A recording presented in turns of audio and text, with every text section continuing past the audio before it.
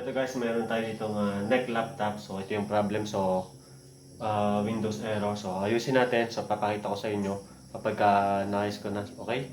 So abangan nyo. I-upload ko sa ating Facebook story kapag naayos na natin to. Ano? So panoodin nyo po sana. Tama gusto po magpagawa, mag-chat na po sa amin. Okay?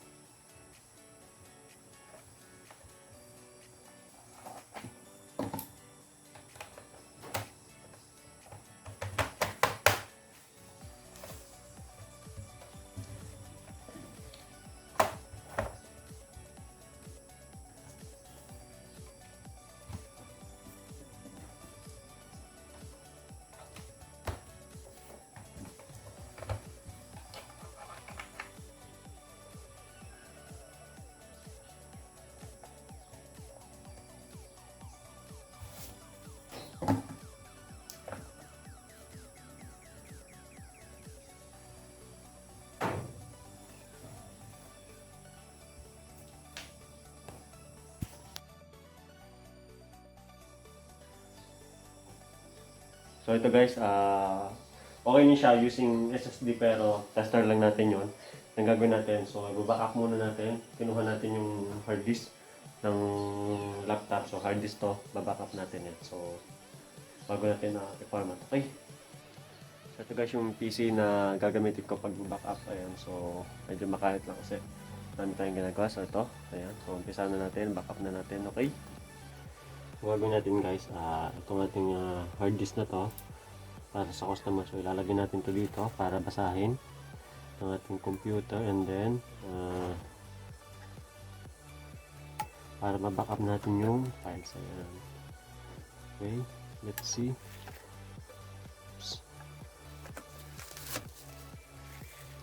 Ayan. Then buhayin natin yung ating computer. So yun guys, hindi natin ma-backup dito sa bahay kasi nagkakameron ng problem yung desktop natin. So dadalhin na lang natin itong hard disk sa shop. So sa shop na natin tutuloy yung ating paggagawa. Okay?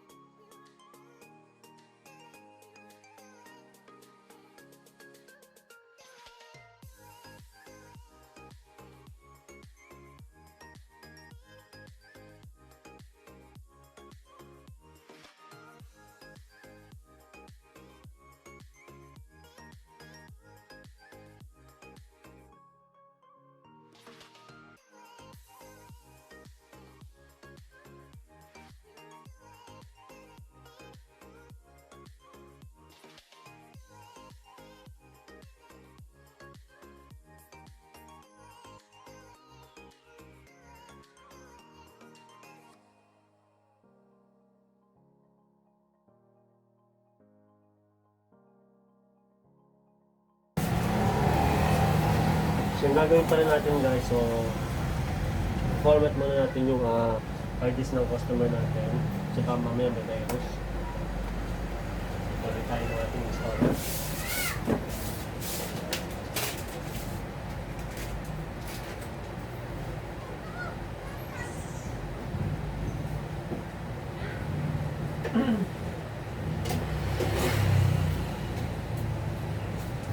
Then, personal nating mouse at saka keyboard para mas mabilis natin magawa yung dapat natin gawin.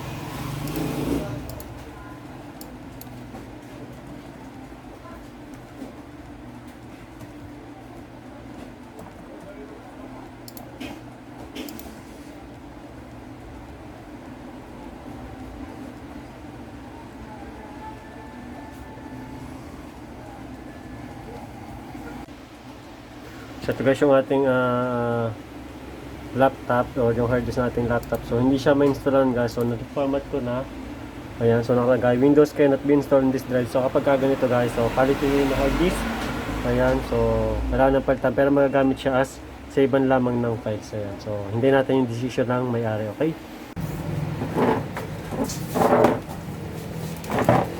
Guys, meron tayong laptop na dala sa atin. So ito yung kukuha natin ng hard disk. Try natin. Para dito sa ating ginagawa na to. Okay.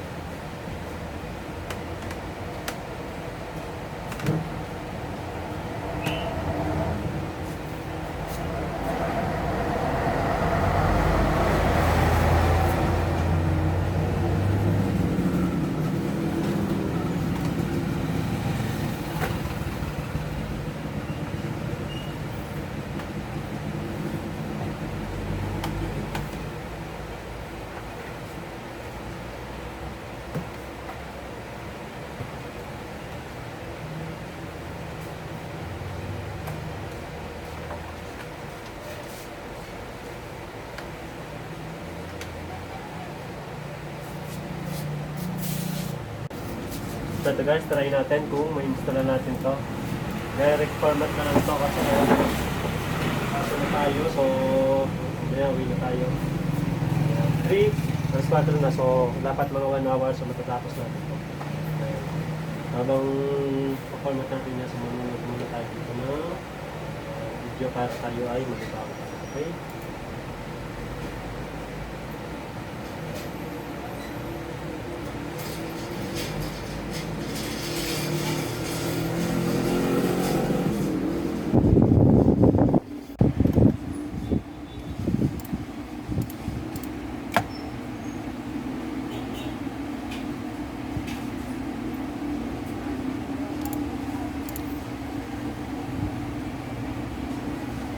Pinormat muna natin then install na natin yan. So hintayin na lang natin ito mag 100%. Ayan, ito. Natin yung mag 100%. Okay?